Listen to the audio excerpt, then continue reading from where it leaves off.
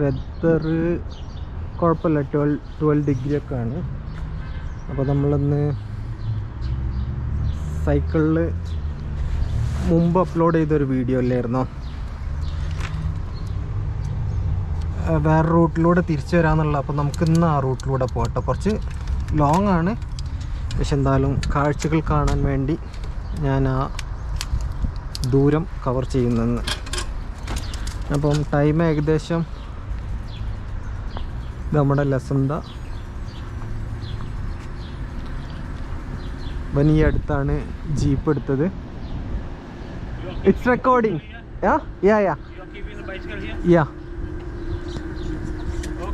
Your face will be on my vlog. It's okay, right? Okay.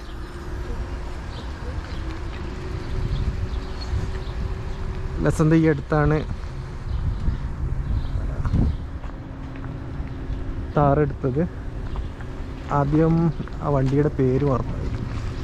ഇത് ഓണറ വണ്ടിയാണ് ഈ കാണുന്നത്. അപ്പോൾ നമുക്ക് ഗേറ്റ് അടയ്ക്കാം. ഓൾറെഡി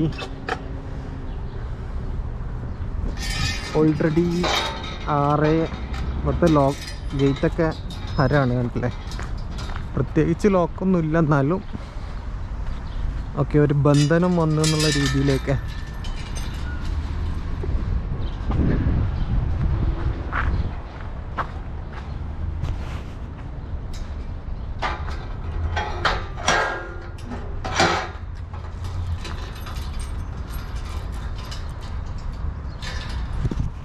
ഓക്കെ, അപ്പോൾ നമ്മുടെ സൂപ്പർ ബൈക്ക്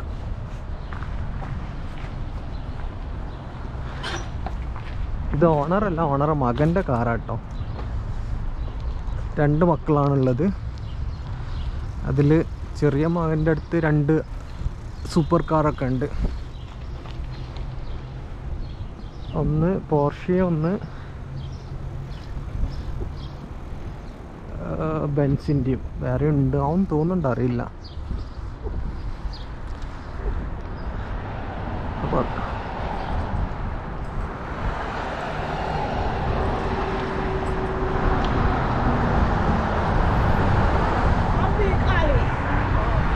നമുക്കിങ്ങനെ സ്ട്രെയിറ്റ് പോവാം. പിന്നെ നമ്മളിപ്പോൾ ലെഫ്റ്റിലേക്കാണ് പോകുന്നത്.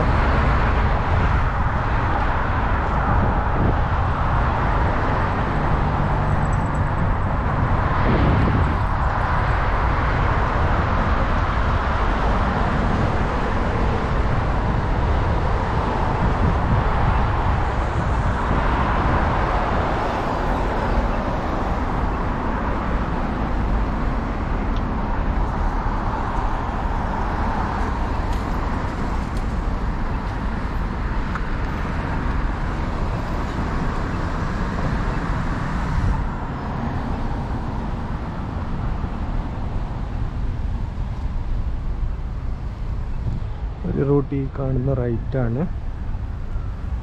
പിന്നെ ഒരു റൂട്ട് നമ്മൾ ഈ സൈക്കിൾ ട്രെയില് ആ നോഫ്രിൽസ് ഇല്ല, ആ നോഫ്രിൽസിൻ്റെ ഭാഗത്തൂടെ പോയിട്ടാണ് അങ്ങനെ പോവാം. ഇപ്പോൾ നമ്മൾ വേറെ റൂട്ടിലൂടെയാണ് എടുക്കുന്നത്.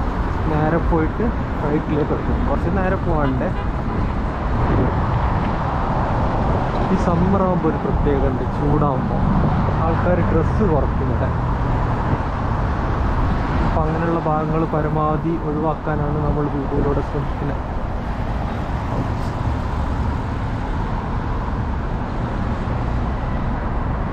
ഈ വാല്യൂ വില്ലേജ് എന്ന് പറഞ്ഞ സെക്കൻഡ് ഹാൻഡ് ഡ്രസ്സൊക്കെ വിൽക്കുന്നതാണ്. കുഴപ്പമില്ലാത്ത സെക്കൻഡ് ഹാൻഡൊക്കെ ഉണ്ടാക്കും. ഇവിടെ ഇവർക്ക് ഡൊണേറ്റ് ചെയ്യാൻ പറ്റും. ഓരോരു കൂപ്പണും തരും കേട്ടോ. എല്ലാ ബസ് സ്റ്റേഷൻ്റെ അടുത്തും വേസ്റ്റ് ബിൻ ഉണ്ടാവും.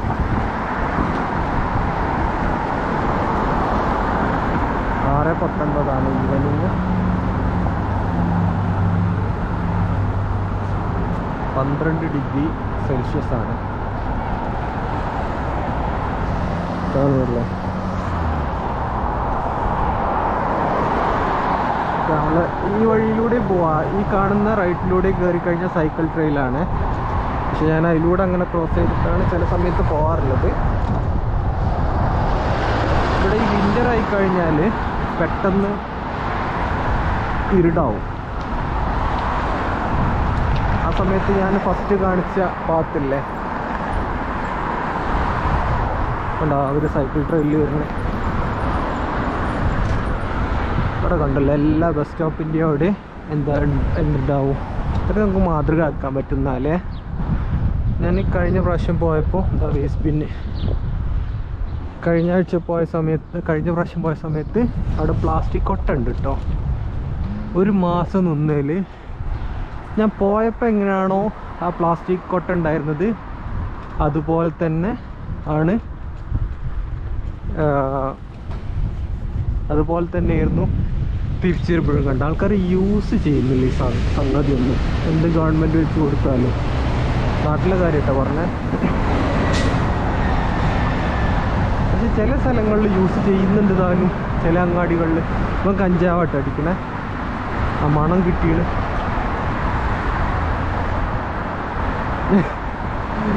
കഞ്ചാവും സിഗരറ്റിൻ്റെ മണമൊക്കെ ഇപ്പോൾ മനസ്സിലാക്കി തുടങ്ങിയിട്ടുണ്ട്. പിന്നെ മനസ്സിലാവില്ല സിഗരറ്റും കഞ്ചാവിൻ്റെ ഒക്കെ മണം. ആ കഞ്ചാവിൻ്റെ സ്റ്റോർ കാണിച്ചുതരാം. ഇതിനു മുമ്പ് കണ്ടിട്ടില്ലല്ലോ, ഒക്കെ പുതിയത് കൺസ്ട്രക്ട് ചെയ്തായിരിക്കും.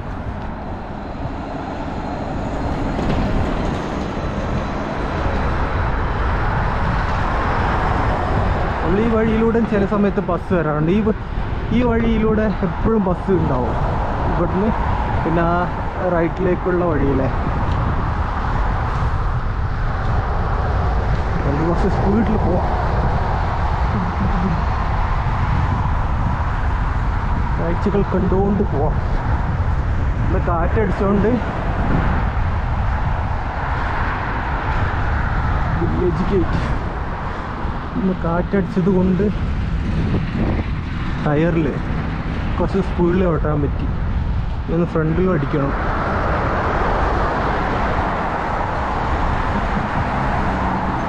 അപ്പോൾ ഇങ്ങനെ നേരെ പോകുന്നൊക്കെ സെയിം കാഴ്ചകൾ തന്നെയാണ്. അപ്പോൾ കുറച്ച് നേരം ഓഫ് ചെയ്തിടാം.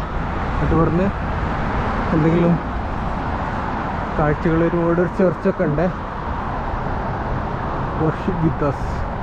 ഇവിടെ അധികം അഡ്വർടൈസ്മെൻറ്റിൽ കാണുന്നുണ്ടെന്ന് അറിയോ, ബ്ലാക്കും വൈറ്റും. കൂടുതൽ ബ്ലാക്കിനാണ് ഫോക്കസ് ചെയ്തിട്ടുണ്ട് ഈ അഡ്വർടൈസ്മെൻറ്റ് യൂട്യൂബിൽ കാണുന്നത്. ഒരു കനേഡിയൻ ബോയ് ഇതാ.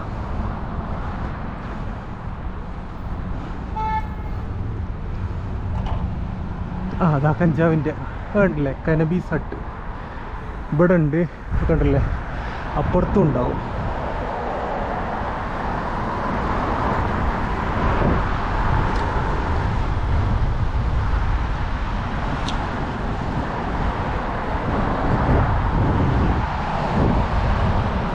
അവിടുത്തെ കിബോ ഹോപ്പ് എന്ന് പറഞ്ഞിട്ടാണ് അതിൻ്റെ പേര്.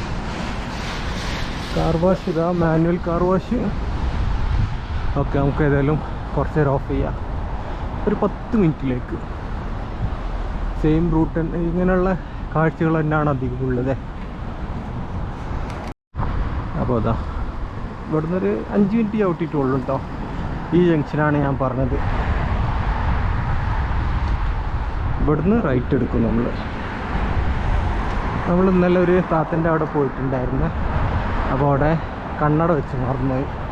അപ്പോൾ നമുക്ക് കണ്ണട ഇട്ടിട്ട് സഞ്ചാരം തുടരാം.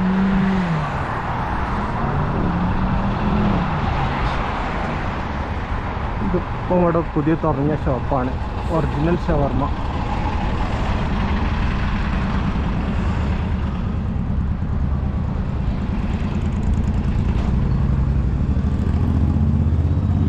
ഫുൾ അറബിക് റെസ്റ്റോറൻ്റ് ആട്ടോ.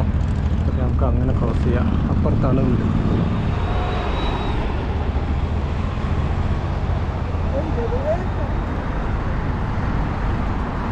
നല്ല മണമുണ്ട്.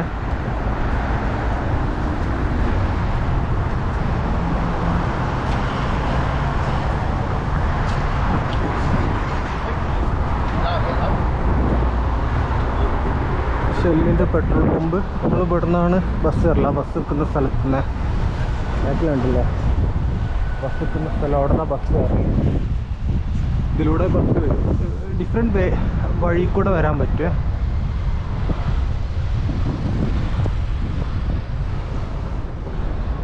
ആ കാണുന്ന ബിൽഡിങ്ങിലാണ് അവർ താമസം. അപ്പോൾ നമ്മൾ കഴിഞ്ഞ ഈ ഞായറാഴ്ച പോയിട്ടുണ്ടായിരുന്നു. അവിടെ ഒരു ഈവനിങ് ഫുഡൊക്കെ ആയിട്ട്.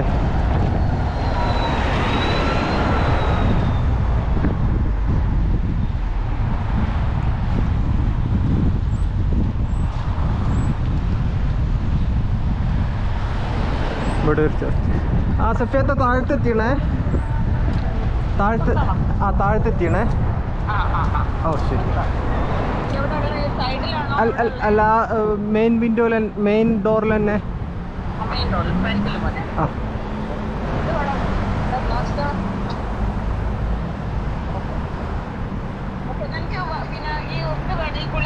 ആ ഉണ്ടെങ്കിൽ തന്നേക്കാം.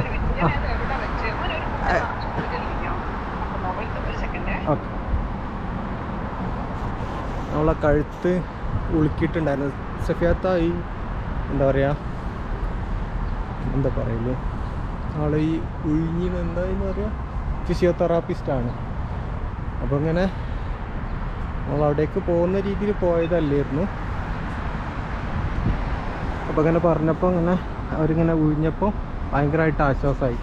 ആദ്യം ഇതത്ര തിരിക്കാൻ പറ്റുള്ളായിരുന്നു, കണ്ടില്ല ഇവിടെ. ഇപ്പം ഇങ്ങനെ എത്ര തിരിക്കാം, ഏകദേശം റെഡി ആയിട്ടുണ്ട്. അപ്പോൾ നമ്മളിവിടെ വെയിറ്റ് ചെയ്യാണ്. എൻ്റെ മകനെ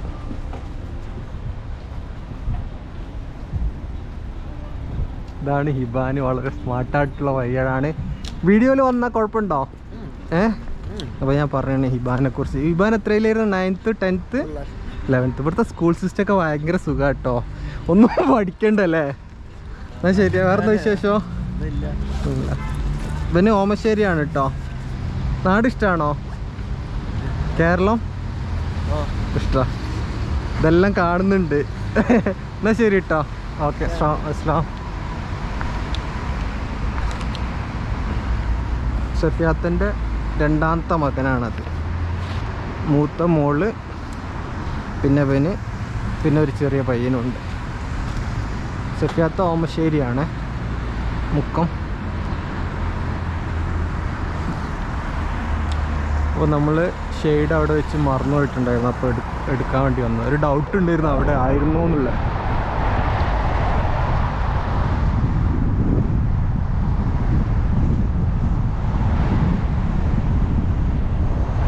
ഇവിടെ ഒരു മ്യൂസിയം ഉണ്ട്, എന്താണെന്ന് നോക്കണം ഒരിക്കൽ പോയിട്ട്. ഒരു ഏഷ്യൻ പസഫിക് പീസ് മ്യൂസിയം ആണ്. ചെറിയ മ്യൂസിയം ആണല്ലോ. പോകുന്നതിന് മുമ്പ് എല്ലാം എക്സ്പ്ലോർ ചെയ്യണം കേട്ടോ. നമ്മൾ തീരെ എക്സ്പ്ലോർ ചെയ്യില്ല. അതിൽ ആകെ നയാഗ്ര, പിന്നെ ഇവിടെ ഒണ്ടാരിയ മ്യൂസിയം ഇങ്ങനെയൊക്കെയാണ് പോയിട്ടുണ്ടായിരുന്നത്. ഈ ഗദീർ എന്നുള്ളത് അടിപൊളി ഒരു ഷാർമ ഷോപ്പാണ്. നമുക്കിന്ന് ഫുള്ള് ലൈറ്റ് ഓണായി കിട്ടുകയാണല്ലോ. ഈ ലെഫ്റ്റിൽ കാണുന്ന ഒരു 6 മാസം മുമ്പ് ഫിഷ് ഇന്ത്യയും തുടങ്ങിയിട്ടുണ്ട്.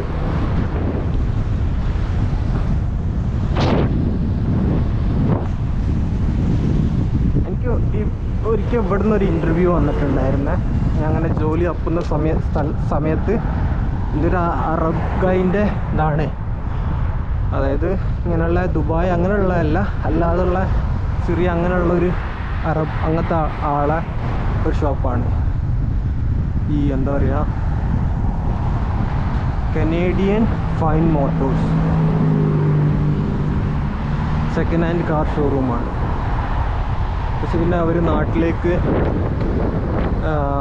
എന്തോ പോകണമെന്ന് പറഞ്ഞു. അതിന് ശേഷം അപ്പോഴത്തേക്ക് 2 ദിവസം കഴിഞ്ഞപ്പോൾ ഞാൻ ഇപ്പോൾ വർക്ക് ചെയ്യുന്ന അവിടെ ജോലി കിട്ടി. പിന്നെ അങ്ങനെ കയറി. എന്തായാലും ഒരു വ്യത്യസ്ത എക്സ്പീരിയൻസ് ആയിട്ടുണ്ട്. അതായത് ഞാൻ കയറിയ എല്ലാ കമ്പനികളും വ്യത്യസ്ത എക്സ്പീരിയൻസ് ഉള്ള കമ്പനികളാണ്. അതായത് ഹോൾസെയിൽ, നാട്ടിൽ ഫസ്റ്റ് ചെയ്തത് ബാറ്റ ഡിപ്പോയിലാണ്. അപ്പോൾ ഹോൾസെയിൽ ഈ ഷൂസ് ചപ്പലിനൊക്കെ മാർജിൻ എത്ര നമുക്കറിയാം.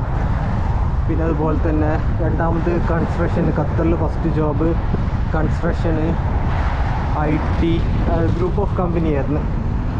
IT, പിന്നെ ഇങ്ങനെ ഒരു ടോയ് കാറിൻ്റെ ഒരു സംഗതി, പിന്നെ എന്താ, പിന്നെ ഒരു നെറ്റ്വർക്കിംഗ്, അതിലൊന്നും അധികം ബിസിനസ്സൊന്നും ഇല്ലായിരുന്നു.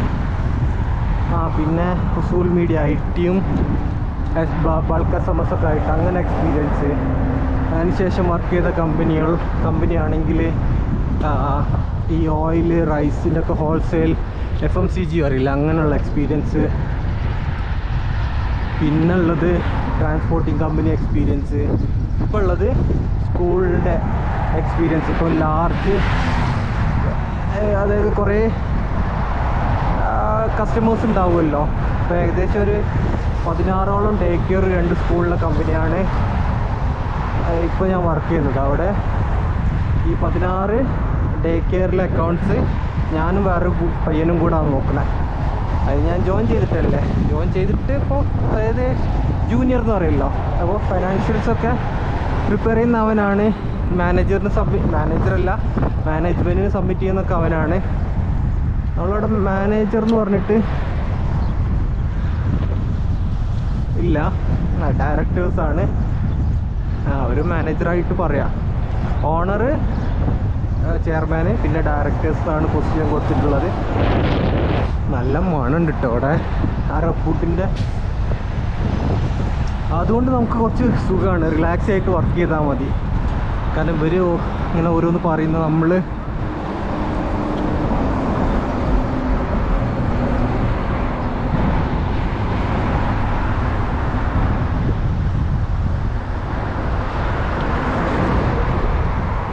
ഓരോന്ന് പറയുമ്പോൾ നമ്മളിങ്ങനെ റിപ്പോർട്ട് മാറ്റി കൊടുക്കണ്ടല്ലോ. അതാ പയ്യൻ ചെയ്തോളും. അപ്പോൾ അതാണ് കുറച്ചും കൂടെ എളുപ്പം. കുറച്ച് കഴിഞ്ഞാൽ ആ ലെവലിലേക്ക് വരും കേട്ടോ. അപ്പം എന്തായാലും സുഖസുന്ദരമായിട്ട് ജോബ് പോകുന്നു.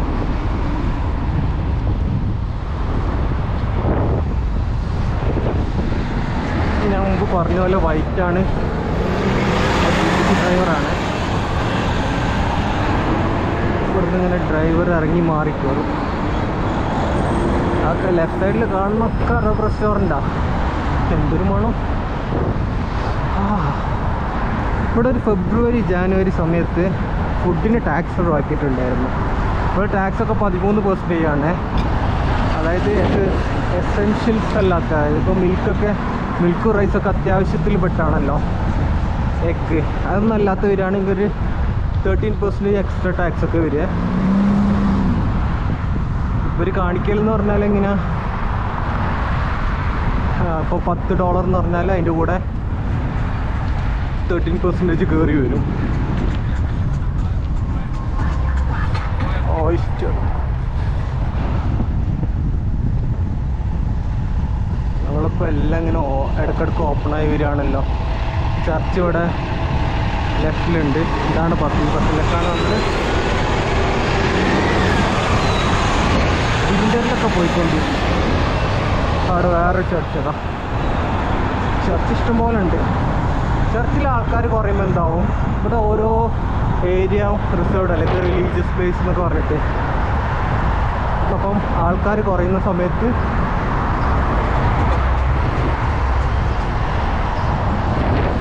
മറ്റ് റിലീജിയനിൽ ഇത് വാങ്ങാൻ പറ്റും. ശ്മശാനൊക്കെ ഉണ്ടല്ലോ.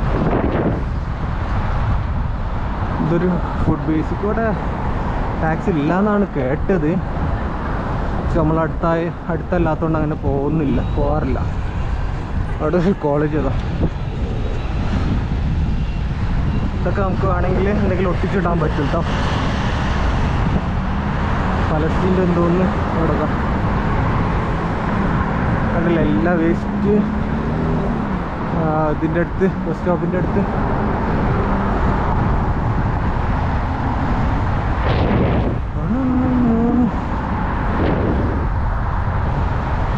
കുറേ ചവിട്ടാനുണ്ട്.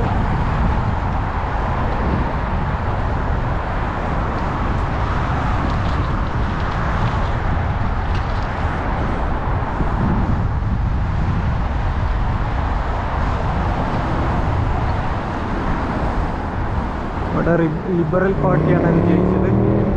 ഒക്കെ ഭയങ്കര ട്രിക്ക് ആയിരുന്നു. അതായത്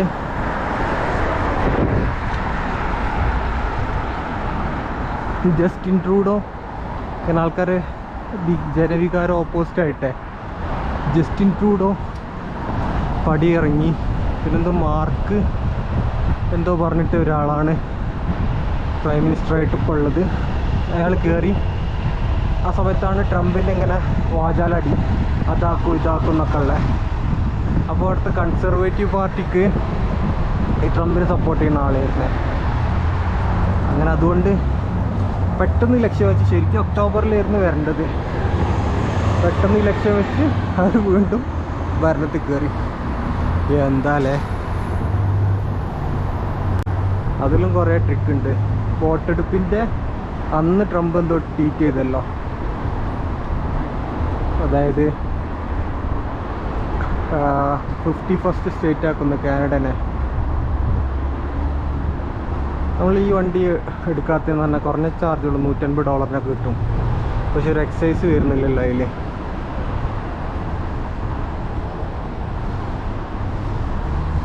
അപ്പോൾ അതൊക്കെ ജനവികാരത്തെ മാനിച്ച് അവസാനം ലിബറൽ തന്നെ കയറി. അതാണ് ട്രംപിന് വേണ്ടിയിരുന്നതെന്ന് തോന്നുന്നുണ്ട്. കാരണം ലിബറലിനെ ചില പ്രൊവിൻസിലെ ആൾക്കാർക്ക് ഇഷ്ടമല്ല. അതായത് ആൽബർട്ട ഇവിടെയുള്ള ആൾക്കാർക്കും ഉണ്ട്.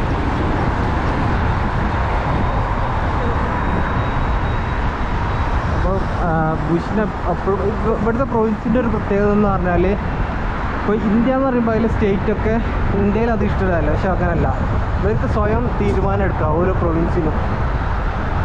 പിന്നെ ടൊറൻറ്റോയിലാണ് ഏറ്റവും കൂടുതൽ സീറ്റുള്ളത്. അതുകൊണ്ട് അവർ ആൽബർട്ടയിലും ഒക്കെ എന്ത് ചെയ്ത് കഴിഞ്ഞാലും ടൊറൻറ്റോയിലെ ജനപിന്തുണയാണ് അന്തിമമായിട്ട് എപ്പോഴും പ്രതിഫലിക്കുക. അപ്പോൾ അതും ഇവർക്ക് ദേഷ്യമാണ്. എത്ര ഓപ്പോസിറ്റ് വോട്ട് ചെയ്താലും അവരതൊന്നും വലിയ കാര്യം ഉണ്ടാവില്ല. ഇതെന്തോ ഡി അഡിക്ഷൻ സെൻറ്ററോ മറ്റോ ആണ്. അത് പാർക്കാണ്. ഈ കാണുന്ന ബിൽഡിങ് ആണെന്നോ, അല്ല സോറി, ഇത് ലൈബ്രറിയാണ്. അതിൻ്റെ അപ്പുറത്താണ് ഇതുകൊണ്ട്. നമുക്ക് നോക്കാം.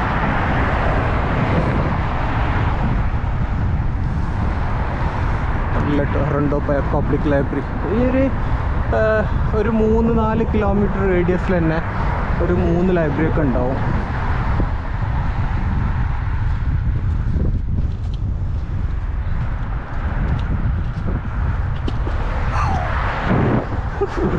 കിടന്ന് കുറയ്ക്കണതാ.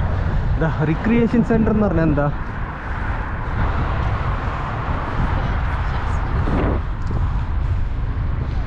ഇവിടെ പാർക്കിലൊക്കെ പോയി കഴിഞ്ഞാൽ ഏറ്റവും കൂടുതൽ മുസ്ലിങ്ങളായിട്ടുണ്ടാവും അതിൽ പാർക്കിലൊക്കെ. ഒരു കാനഡ കൊടിയും ഒന്ന് വേറെ ഏതോ കൊടിയും.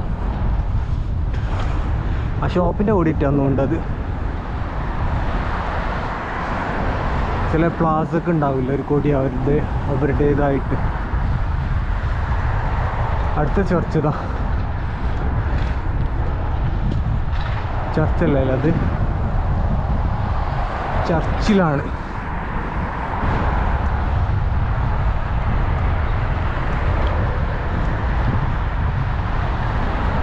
അപ്പോൾ നമ്മൾ ഇനി ഒരു പാലം കടന്ന് കഴിഞ്ഞാൽ നമുക്ക് എന്ത് ചെയ്യാം, നമ്മുടെ സ്ഥലത്തെത്താം. പക്ഷെ മറ്റേതൊരു അരമണിക്കൂറിനുള്ളിൽ എത്തുകയാണെങ്കിൽ ഇതൊരു 35-40 മിനിറ്റൊക്കെ എടുക്കുക എത്താൻ. എന്തായാലും നമ്മൾ ഇറങ്ങിയത് ബെല്ല് മറ്റേ സൈക്കിളിലാണല്ലേ.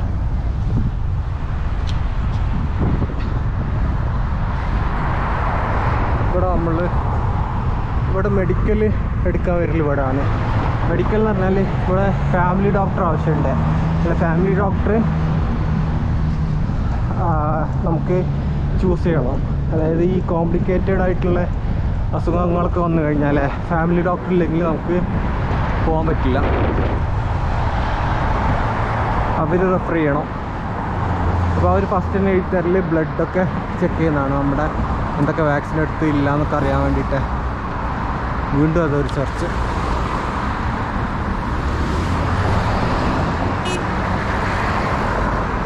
ഇവിടുന്ന് ലെഫ്റ്റ് സൈഡ് പോയി കഴിഞ്ഞാൽ അവിടെ കേരള റെസ്റ്റോറൻ്റ് ഒക്കെ ഉണ്ട്.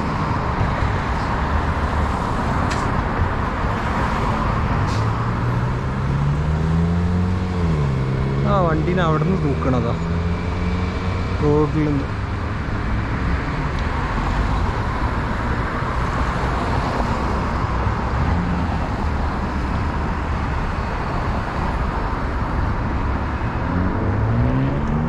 ഓക്കെ, വീണ്ടും വൈറ്റ് വന്നു.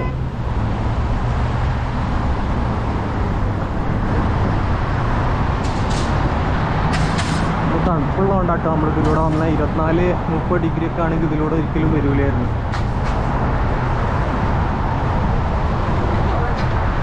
ഒരു 15 വരാണെങ്കിൽ ഇതിലൂടെ, കാരണം അത്ര ചൂടൊന്നും ഉണ്ടാവില്ല. നമ്മൾ നേരത്തെ കണ്ടില്ലായിരുന്നോ ഒരു പയ്യന് സ്റ്റാർട്ടിങ്ങിൽ അതിൻ്റെ വീട് ഈ ഒരു ഇതിലാണ്, അറിയാം എവിടാന്ന്. പക്ഷേ നമ്മളിവിടുന്ന് ഇങ്ങനെ പറഞ്ഞാൽ നിങ്ങൾക്ക് മനസ്സിലാവില്ലല്ലോ. എന്തായാലും ജസ്റ്റ് കാണിച്ചു തരാം. ആ സെൻറ്ററിലെത്തുമ്പോൾ ചിലപ്പോൾ അവിടെ കാറുണ്ടെങ്കിലും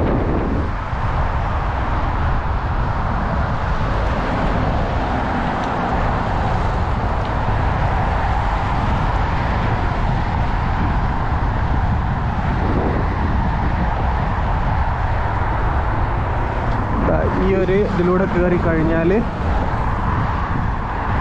ആ കാണുന്ന വീടിൻ്റെ അപ്പുറത്ത് നടുവിലുള്ള വീട് പിന്നെ കോണ്ടോ എന്നാണ് പറയല്. എല്ലാ സ്ഥലത്തും അങ്ങനെ തന്നെ ആയിരിക്കും. അപ്പോൾ ഈ ഒരു ഇറക്കം ഇറങ്ങിക്കഴിഞ്ഞാലാണ് നമ്മുടെ അങ്ങാടി എത്തൽ. അങ്ങാടിയിൽ നിന്ന് ഒരു 5 മിനിറ്റ് ചവിട്ടാണ്ട്. അങ്ങാടി ഇവിടെ 2 അങ്ങാടി ഉണ്ട്. ഇവിടെ ഓരോ ഇൻ്റർസെക്ഷനും എങ്ങനെയാണെന്ന് പറയാം. നമുക്ക് ബോർഡ് കാണാം. ഇവിടുന്ന് അങ്ങോട്ട് പോകണ ഒരു ബോർഡും അവിടുന്ന് ഇങ്ങോട്ട് പോകണൊരു ബോർഡും. അപ്പോൾ ആ ഇൻ്റർസെക്ഷന് പറഞ്ഞാൽ എളുപ്പത്തിലോട് ആൾക്കാർക്ക് മനസ്സിലാവും.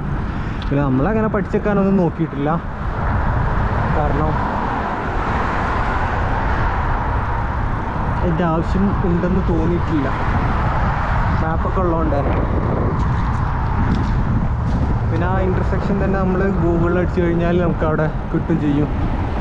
അപ്പോൾ ഇവിടെ ലോറൻസ് ഇങ്ങോട്ട് പോകുന്ന ഇൻ്റർസെക്ഷൻ എന്താ അറിയില്ല, നമുക്ക് അവിടെ നോക്കാം. ഏതായാലും ആ കാണുന്നതാണ് വലിയ മസ്ജിദ്, അബൂബക്കർ മസ്ജിദ്. തബ്ലീഗിൻ്റെ ആണ്. ഏത് സമയത്തും ഇഷ്ടം പോലെ ആൾക്കാരുണ്ട്. സുബൈക്കും ലോർ അസറിന് എന്താണെന്നുള്ള അറിയില്ല, എന്നാലും ഓഫ് ഡേയ്സിലൊക്കെ ഉണ്ടാവും. എല്ലാ ദിവസങ്ങളും അറിയില്ലല്ലോ. ജുമുഅക്ക് വെള്ളിയാഴ്ചയൊക്കെ 2 പ്രാവശ്യമാണ് കുട്ടികളൊക്കെ ഉണ്ടാവല്. ഇവിടെ പല പള്ളിയിലും അങ്ങനെ കേട്ടോ. ആൾക്കാർ കൂടുതലായതുകൊണ്ടും അവർ ടൈമിങ്ങൊക്കെ കുറച്ചൊരു വ്യത്യസ്തമായതുകൊണ്ടും, വ്യത്യസ്തം എന്ന് പറഞ്ഞാൽ ബാങ്കിന് ടൈമല്ല, അല്ലാതെ. ഓക്കെ, അപ്പോൾ ഇത് മിഡ്ലാൻഡ് ലോറൻസ് അവന്യൂ ആയിരിക്കും. അവിടെ കാണുന്നുണ്ടല്ലോ മിഡ്ലാൻഡിൽ നിന്ന്. മിഡ്ലാൻഡിൽ നിന്ന് കാണുന്ന സ്ട്രെയിറ്റുള്ള റോഡല്ല കേട്ടോ, ഇങ്ങോട്ടേക്ക് ലെഫ്റ്റ് റൈറ്റുള്ള റോഡിനാണ് മിഡ്ലാൻഡ് എന്ന് പറയല്. മറ്റേത് ലോറൻസ് കേട്ടോ. അപ്പോൾ ലോറൻസ് മിഡ്ലാൻഡ് അവന്യൂ ആണിത്. ഇവിടെ നമുക്ക് റൈറ്റിലൂടെ പോവാം, സ്ട്രെയിറ്റ് പോവാം. നമുക്ക് കുറച്ച് സാൽമൺ വാങ്ങാമെന്ന് വിചാരിച്ചു, ചിക്കനും സാൽമനൊക്കെ.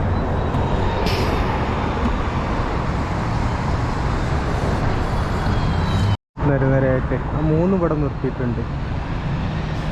പക്ഷേ അതിൻ്റെ അപ്പുറത്തൊന്നും ഈ 129, 38 സ്റ്റോപ്പില്ല. ആകെ 57 മാത്രമേ സ്റ്റോപ്പുള്ളൂ. ഇവിടെ നിർത്തും. പിന്നെ കെന്നഡി സ്റ്റേഷനിലാണ്.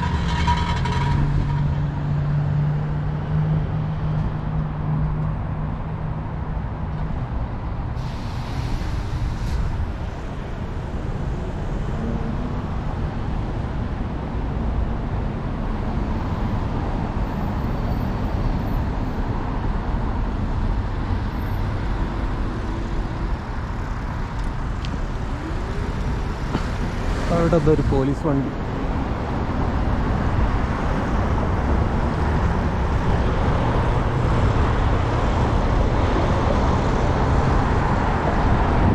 ആളുകൾ ഈ ചലോ ഫ്രഷ് ഒക്കെയാണ് സാധാരണ വാങ്ങൽ. പിന്നെ ചൈനീസ് സ്റ്റോറിൽ നിന്ന് വാങ്ങും. പിന്നെ ഈ പൊപ്പായ്സ് ഹലാൽ കട്ടാണ്, മെഷീൻ കട്ടായിരിക്കും. ഇപ്പോൾ KFC ഹലാലാക്കിയിട്ടുണ്ട് അവിടെ. നമുക്ക് 1 വർഷം കഴിഞ്ഞിട്ട് ട്രൈ ചെയ്യാം. പെട്ടെന്ന് തന്നെ ട്രൈ ചെയ്യണ്ട. അല്ലാത്തൊക്കെ കഴിഞ്ഞോട്ടെ. അങ്ങനെ ഫൈനലി ഒരു വർഷം കഴിഞ്ഞ KFC എടുത്ത് ടേസ്റ്റ് ചെയ്യാം. പക്ഷേ ഏറ്റവും ടേസ്റ്റ് ഈ ഗൾഫ് നാടുകളിലാണെന്നാണ് പറഞ്ഞു കേട്ടത്. എന്താല്ലേ ഇതാ പള്ളി, ഇതാ ഈ പള്ളീൻ്റെ അടുത്തുള്ള കാണുന്ന അപ്പാർട്ട്മെൻറ്റിലൊക്കെ കൂടുതൽ മുസ്ലിംസ് ആട്ടോ.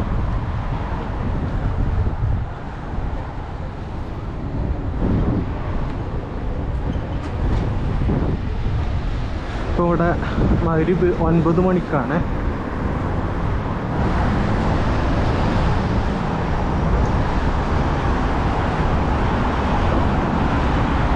പിന്നെ ഇവിടെ പിസ്സൊക്കെ ഒരു $3.5 ഒരു സ്ലൈസൊക്കെ കിട്ടും. ഫുൾ സ്ലൈസൊക്കെ ഒരു $24 ഒക്കെ ആവും. ഈ വഴി നമുക്ക് വീട്ടിൽ പോകാം. അതായത് ഈ കാണുന്ന ഏരിയയിലാണ് വീട്. അപ്പം ഇങ്ങനെ പോവാം അങ്ങനെയും പോവാം. ആ രീതിയിൽ മഗ്‌രിബ് അവിടെ ഇവിടുന്ന് ചിലപ്പോൾ ഇത് നമ്മളെ സ്പ്രൈറ്റ് അങ്ങനെയുള്ള സംഗതി വാങ്ങാൻ വരും. ഇവിടുത്തെ ചായ ഒന്നും കുടിച്ചിട്ടില്ല. ഇവിടെ എന്ന് പറഞ്ഞാൽ ഇപ്പോൾ നമ്മൾ കുറച്ച് റിലാക്സ് ആവാൻ വേണ്ടിയിട്ട് അങ്ങനെ വന്ന് ഇരിക്കുക, അല്ലാതെ അവിടുത്തെ ഫുഡൊന്നും വാങ്ങില്ല. ഡ്രിങ്ക്സ് വാങ്ങി അങ്ങനെ ഇരിക്കും. ഞാൻ വർത്താനം പറഞ്ഞൊക്കെ എത്ര നേരം വേണമെങ്കിലും ഇരിക്കില്ല. ഇതാണ് ടോപ്പ് ഫുഡ്. നമുക്ക് ഇവിടുന്ന്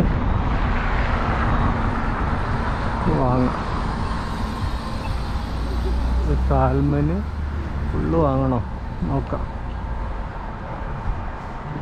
ഓക്കെ എന്നാൽ ഇപ്പോൾ നമ്മളവിടെ സൈക്കിൾ കെട്ടി നമുക്ക് നേരെ കൊടുക്കാം. സാൽമൻ്റെ സെക്ഷൻ ഉള്ളിൻ്റെ ഒക്കെ വില കണ്ടോ? ഒരു 5 കിലോഗ്രാം 10.95.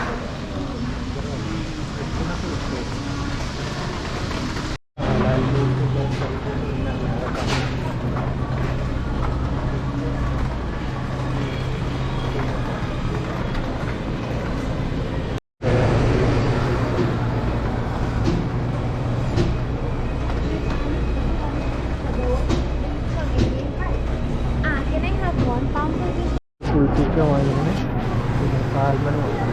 സാൽമൺ $12 എത്രയാണെന്നുള്ളത് നോക്കണം. ഈ ടൈപ്പ് വലിയ സാൽമൺ വാങ്ങിയത് ഇതിന് വില കൂടും.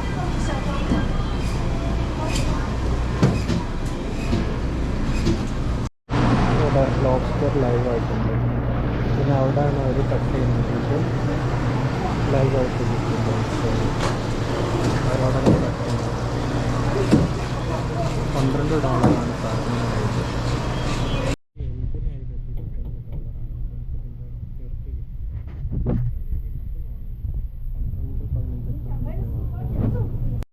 അപ്പോൾ നമ്മൾ 3 സാധനം വാങ്ങിയത് $27.43 ഫിഷ് ഹലാൽ മീറ്റ് 2 LB എന്ന് പറഞ്ഞാൽ 1 കിലോ ഒന്നിന് എത്ര $2. ടോട്ടല് 27.43 ഇൻറ്റു 63 ഗുണിച്ച് കഴിഞ്ഞാൽ ഇന്ത്യത്തെ പ്രൈസായി. സാൽമൻ ഏതായാലും ഇവിടെ ഉള്ള സമയത്ത് കുറേ സാൽമൻ കഴിക്കാം. കാരണം ഇവിടെ കിട്ടുന്ന ഫ്രഷ് മീനല്ലേ സാൽമൻ. ഇവിടെ US ഒക്കെ അല്ലേ സാൽമൻ്റെ ആസ്ഥാന കേന്ദ്രം. അതുകൊണ്ട് നമ്മൾ പിന്നെ സൂപ്പർ ഫുഡിൽ പെട്ടതാണ് സാൽമൺ. അപ്പോൾ നമ്മൾ ഇതാ അടുത്ത അങ്ങാടി ആ കാണുന്ന കേട്ടോ. ഒന്ന് നമ്മൾ ആ വന്ന സമയത്തുള്ളത്, പിന്നെ അടുത്ത അങ്ങാടി. ഇവിടെ ഒരു ഏഷ്യൻ സ്റ്റോർ കിട്ടോ. മോനെ പിടിച്ചാൽ കിട്ടാതെ തിരക്കാം. ഒക്കെ കാണുമ്പോൾ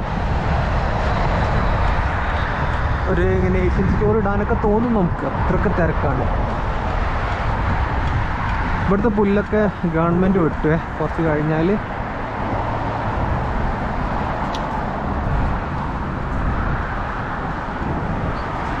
ഞാൻ ഇങ്ങനെയുള്ള പൂ കണ്ടപ്പോൾ എനിക്ക് പറഞ്ഞല്ല, ഞാൻ അങ്ങനെ കേട്ടൊരു കോമഡി ആട്ടോ. ഒരു മലയാളി ഒരു അറബിയുടെ വീട്ടിൽ പോയേ, ഉണ്ടാക്കി പറഞ്ഞതായിരിക്കും ചിലപ്പോൾ, അറിയില്ല. എന്തായാലും അറബിയുടെ വീട്ടിൽ പോയി. അപ്പോൾ ഒരു അടിപൊളി പുഷ്പം കാണിച്ചു തരാമെന്ന് പറഞ്ഞേ, ഒരു അടിപൊളി ചെടി കാണിച്ചു തരാമെന്ന് പറഞ്ഞേ. അങ്ങനെ പോയി. അയാൾ പറയും ഈ ചെടീൻ്റെ പ്രത്യേകത തൊട്ട് കഴിഞ്ഞാൽ അത് ഉണങ്ങിപ്പോവും, പിന്നെ കുറച്ച് കഴിഞ്ഞാൽ വിടരും. നാട്ടിൽ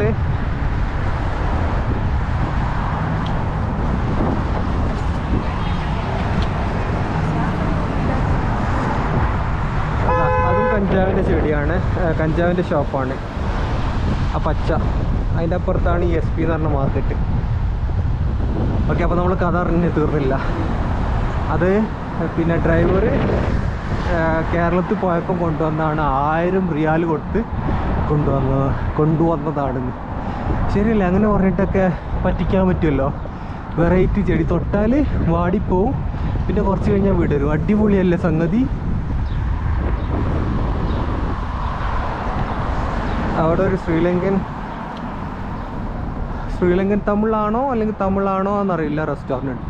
ഈ തമിഴ് റെസ്റ്റോറൻറ്റിലൊക്കെ അധികം ഹലാൽ എഴുതി വെക്കാറുണ്ട്, പക്ഷേ സർട്ടിഫൈഡ് ആണോ അല്ലേ എന്നുള്ള അറിയില്ല. ഒറ്റ കടയിലും സർട്ടിഫിക്കറ്റ് ഇല്ല താനും. അപ്പോൾ അങ്ങനെയുള്ളതിൽ വെറുതെ പോവാതിരിക്കുകയാണ് നല്ലത്. നമുക്ക് പറയാൻ പറ്റില്ല, കാരണം ഹലാലിന് കണ്ടു കഴിഞ്ഞാലാണ് മുസ്ലിങ്ങൾ കയറുള്ളേ. അപ്പോൾ ബിസിനസ് കൂടുതലിട്ട് അപ്പോൾ പറയാൻ പറ്റില്ല. നമ്മൾ എത്താറായി. നമ്മൾ കുറച്ച് സ്പീഡിൽ വന്നുകൊണ്ട് ഫുള്ളും കവർ ചെയ്യാനായി. നമ്മൾ അടുത്ത ഈ വരുന്ന ശനിയാഴ്ച നമ്മൾ പോസ്റ്റ് ചെയ്യാൻ ഉദ്ദേശിക്കുന്നത് ചെറി ബ്ലോസത്തിൻ്റെ വീഡിയോ ആണ്. അത് ഇതിൻ്റെ മുമ്പത്തെ ആഴ്ച പോയതാണ്. പിന്നെ ചില സമയത്തൊക്കെ എഡിറ്റൊന്നും ചെയ്യില്ല, കുറച്ച് യോജിപ്പിച്ച് അപ്ലോഡ്. കുറച്ചും കൂടെ ഒക്കെ ആൾക്കാർ വന്ന് സബ്സ്ക്രൈബേഴ്സൊക്കെ ഉണ്ടെങ്കിൽ നമുക്ക് നല്ല രീതിയിൽ ചെയ്യാം. ഇതൊരു 250 സബ്സ്ക്രൈബേഴ്സ് വെച്ചിട്ട് അവരെ വിലമതിക്കുന്നു എങ്കിലും ഒരു മോണിറ്റൈസേഷനൊക്കെ ആയിക്കഴിഞ്ഞാൽ ഇതിൽ കാര്യമുണ്ടല്ലോ. ഒരു 300 സബ്സ്ക്രൈബേഴ്സും കൂടെ വന്നു കഴിഞ്ഞാലൊക്കെയാണ് ഒരു ലെവലും കൂടെ റീച്ച് ചെയ്യുക.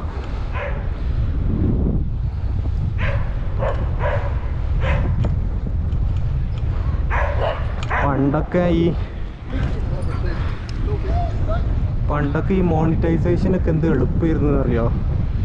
പണ്ടൊക്കെ ഞാൻ യൂട്യൂബ് തുടങ്ങിയത് കാലത്താണെന്നറിയോ? 2007 ഉണ്ടാവില്ല, 2008 തുടങ്ങിയിട്ടുണ്ടായിരുന്നു. 2007 ഗൂഗിൾ ആഡ്സെൻസ് ഒക്കെ ഞാൻ ക്രിയേറ്റ് ചെയ്തിട്ട് $50 ആയിട്ടുണ്ടായിരുന്നു. വെബ്സൈറ്റിൽ ഞാൻ തന്നെ ഉണ്ടാക്കിയ വെബ്സൈറ്റിലൊക്കെ. അതൊക്കെ വെബ്സൈറ്റൊക്കെ ഒരു നാളെ ക്രേസി ആയിരുന്നു.